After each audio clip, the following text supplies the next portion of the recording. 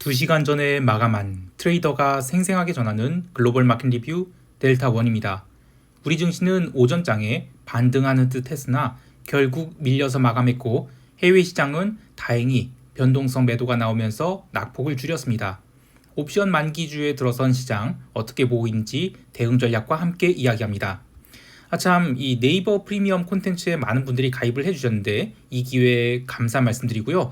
과거에 그 멤버십 감마 등급에 해당하는 미국 세션 실시간 장중 브리핑 이런 식으로 하거든요.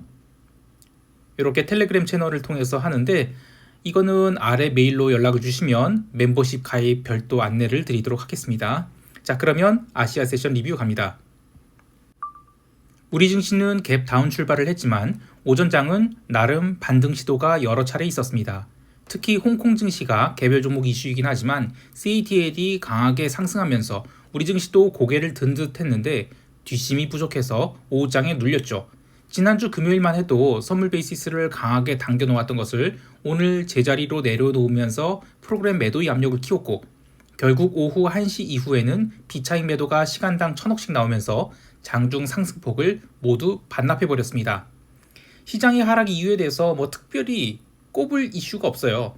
근데 지난주 금요일에 미국 증시가 급락 전환하자 이 패시브 매도가 나오면서 지수가 눌린 것인데 특별히 어떤 업종이 약했다라고는 할 수 없죠. 하지만 외국인들이 삼성전자 또 1000억 넘게 매도했는데 요건 좀 문제입니다. 방금 마감한 야간 선물 시장은 약보합으로 눌렸지만 이것도 의미 있는 수치는 아니라고 봐요. 지금 시장은 화요일에 CPI가 어떻게 나올 것인가 이런 매크로 지표의 결과가 중요한 것이 아니라 선도하던 시장인 일본 증시 그리고 나스닥 AI 바스켓이 지난주 금요일에 진정한 고점을 친 것에 대한 그런 고민을 하는 시장이라고 봐요. 즉 이들 시장이 반등에 성공한다. 그러면 우리 증시도 반등할 수 있다라고 보는데요. 이것은 이따가 미국 세션에서 좀 더 구체적으로 해설하겠지만 지난주 금요일까지 콜 클래스의 외가격 옵션 평균 발행 단가 이하로 지금 옵션 가격이 내려가 있어요. 그리고 또 풋 클래스는 워낙 고가에서 발행되어 왔죠. 그래서 이번 옵션 만기주는 굳이 방향성을 위든 아래든 강하게 줄 동기, 그러니까 해지 수요가 없는 상황이에요. 그러면 반등도 제한적, 하락도 제한적이라고 할 수 있겠죠. 꼭 쿼드러플 위칭데이라고 해서 시장이 크게 움직여야 된다 그런 보장 이유는 없는 거예요. 지난주 금요일날 합성 선물을 외국에서 매수했던 외국인들 포지션을 전부 뒤집어 깠죠. 그래서 혹시 반등이 나온다 하더라도 이번 물은 이제 365선, 그러니까 종합주가 지수 2700선 이상은 관뚜껑이 닫혔다라고 봐야 되겠습니다. 이제 선물 3월, 6월 포지션 롤오버 동향을 보겠습니다. 만기주 첫날 치고는 의외로 롤오버 수량이 적었어요. 약 3만 객 정도가 평균 스프레드 1.3포인트 돼서 롤오버 된 것으로 보고 있습니다. 지난주 금요일보다는 스프레드가 조금 개선되지만 하루 5만 개씩은 롤오버가 되어야 되는데 롤오버 양이 지나치게 적다는 생각이 들고 이것은 이번 물에서는 시장을 빼지 않겠지만 6월 물에서는 시장이 조정이 나올 가능성이 점점 커지고 있음을 보여줍니다.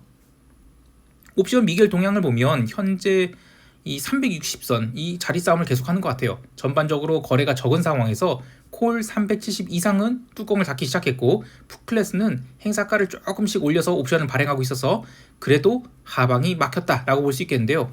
어쨌든 이번 옵션 만기까지 급락은 쉽지 않다라고 보고 있습니다.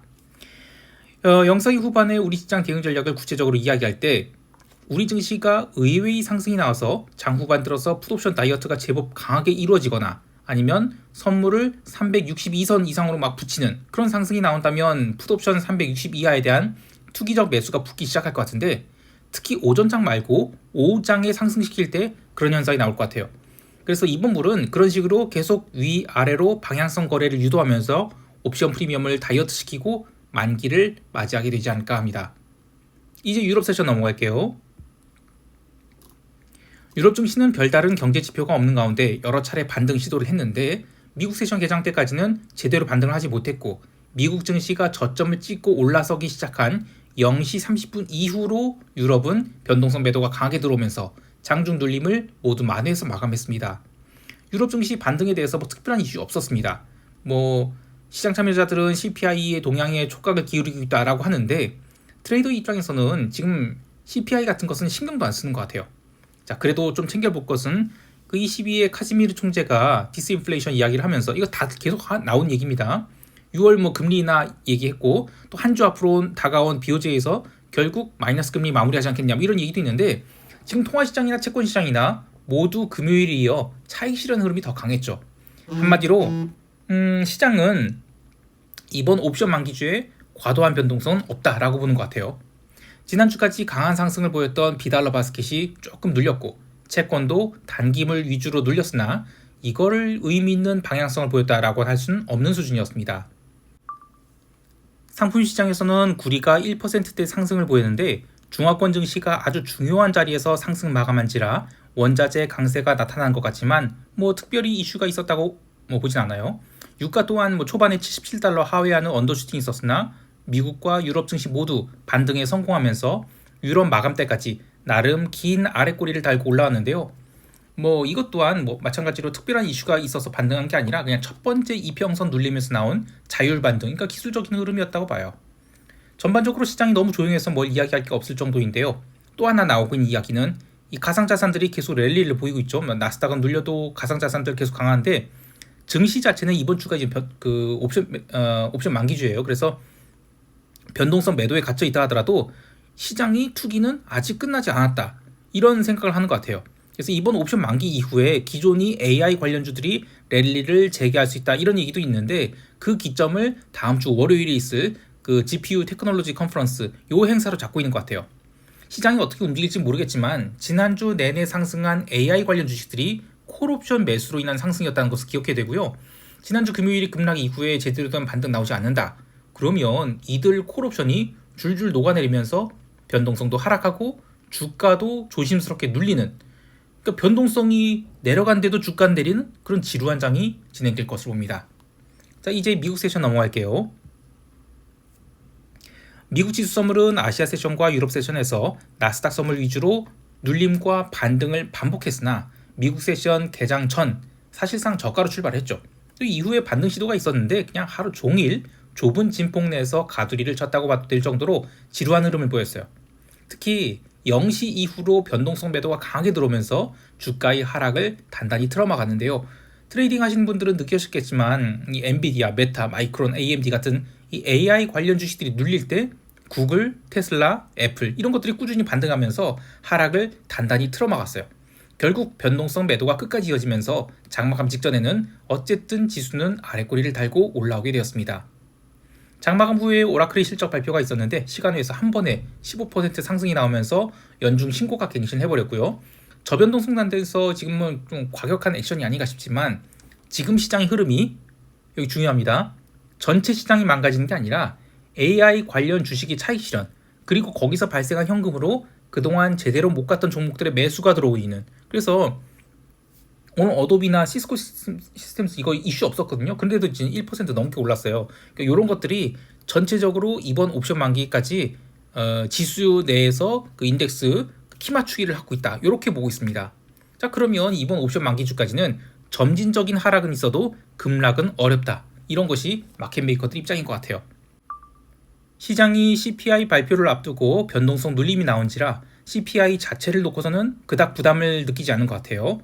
S&P 스트래들 가격은 월요일 종가 기준 최대 0.9%의 변동을 반영하고 있는데 하락보다는 상승 쪽으로 나올 가능성이 높다라고 봐요. CPI 발표가 본장 개장 전에 나오기 때문에 본장에서 지수가 갭상승 출발할 경우 AI 관련 주식에 차익 실현이 나온지를 봐야 되겠습니다. 여하튼 시장에 대한 뷰 자체는 폭락은 없지만 상단은 단단히 막혀있다, 이렇게 보고 있습니다. 이제 시장 총평하면서 대응 전략 이야기할게요. 우리 증시는 외국인들이 삼성전자에 대한 비중 축소가 계속 나오고 있는 것이 좀 부담스럽긴 해요. 그러나 전일 종가 저가로 눌린 것에 대한 반발 매수는 들어올 수 있다고 보고 있습니다. 결국 360선이냐 아니면 355선이냐 이 아주 좁은 박스 구간에서 만기를 맞이하게 될 것 같은데요. 차월물 기준으로는 여전히 변동성이 높기 때문에 방금 마감한 해외 시장의 변동성 하락이 우리 시장에 반영된다. 그러면 증시는 오전장 강세 그리고 오후장 눌림, 혹은 오전장에 의미 없는 등락 보이며 프리미엄 빼다가 오후장에 강하게 반등 마감하는, 그러니까 결과적으로 보면 양옵션 프리미엄만 빼는 그런 장이 될 것으로 보입니다. 특히 기술적으로 현대차가 21선을 깨서 마감했으니까 이제 그 저PBR 주식들 조정 시작 아닌가 이렇게 생각하실 수 있는데요. 저는 조정이 진행된다 하더라도 가벼운 기간 조정 가능성이 더 크다고 보고요. 어차피 지금 우리 시장 변동성이 차월물 보면 굉장히 높아요. 해외 시장 대비. 그래서 중기 콜옵션 매도 전략은 굳이 정리하지 않고 밀어붙여도 될 것 같습니다. 해외 시장에 대해서도 상단은 닫혀 있고 하단은 열려 있다라고 보지만 하락이 나온다고 해서 뭐 변동성이 터지는 장 그런 건 아니라고 보는데요. 골드만삭스 추정치로는 이 코어 CPI의 MOM을 한 0.32% 그 정도로 보고 있어요. 그리고 그렇게 나오면 S&P는 0.65% 상승할 것이다. 이렇게 보는 것 같은데, 그러니까 시장은 지표 발표와 함께 오전장은 그래도 강세를 보일 가능성이 높다라고 봐요. 그런데 그 강세 기조 하에 차익 실현이, 즉 AI 바스켓들이죠. 요게 얼마나 매도가 나온지 요걸 보고 대응할 계획입니다. 옵션 만기주에 뭐 근월물 선물 뭐 매도를 하진 않겠지만 전 6월물로 나스닥 추옷을 쌓을지 요걸 좀 고민할 거예요. 참고로 이번 CPI 발표 이후에는 시장에 별다른 경제 지표 없고 또 다음 주는 부활절 주간이죠. 그래서 더욱 한산한 시장이 될 것 같아요. 이번 옵션 만기주에 변동성을 키우는 하락이 나온다. 그러면 다음 주에는 구조적인 변동성 축소가 나올 가능성이 크죠. 반대로 이번 옵션 만기주에 변동성을 과도하게 죽인다? 그러면 다음 주에는 시장이 줄줄 흘러내리면서 변동성은 전혀 안 살아나는 그런 어려운 장이 될 것 같습니다. 무엇이 되었든 핵심은 시장이 어느 정도 목에 찼다라는 이 공감대가 커지고 있다는 것이니까 위험 자산에 대한 노출을 줄이는 한 주를 보내셨으면 좋겠습니다. 자, 이상 델타원이었습니다. 감사합니다.